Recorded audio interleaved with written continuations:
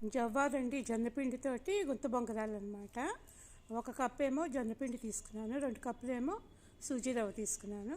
అందులో జీలకర్ర, కొంచెము పచ్చిమిరపకాయలు, నెక్స్ట్ ఏమో ఒక ఆలు, పచ్చి ఆలు నేనండి, ఉడికించింది కాదు, బాయిల్ చేసింది కాదు, పచ్చి ఆలు కలిపాను. కొంచెం ఒక 2 స్పూన్స్ ఏమో సేమియా కలిపాను. సేమియా వేసుకుంటే ఏంటంటే కరకరలాడుతూ క్రిస్పీగా బాగుంటుందండి. నూనె కూడా ఎక్కువ పట్టదు కదా, చాలా బాగుంటుంది.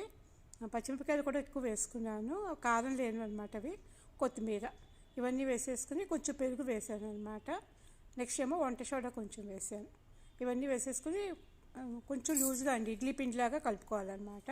ఇట్లా గుంట బొంగరాలు వేసుకుంటే కనుక పిల్లలు కూడా చాలా ఇష్టంగా తింటారండి. నూనె ఆయిల్ పెద్ద ఉండదు, జవాద్ పిండి కాబట్టి బాగుంటుంది, హెల్తీగా కూడా ఉంటుంది అనమాట. ఈ రెసిపీ ఒకసారి ట్రై చేసి చూడండి. చాలా గోల్డ్ కలర్లో వచ్చేలాగా మనం వేయించుకుంటే సరిపోతుంది అనమాట. దీంట్లోకి ఏంటంటే టమాటా కెచప్ మనం పెట్టుకుంటే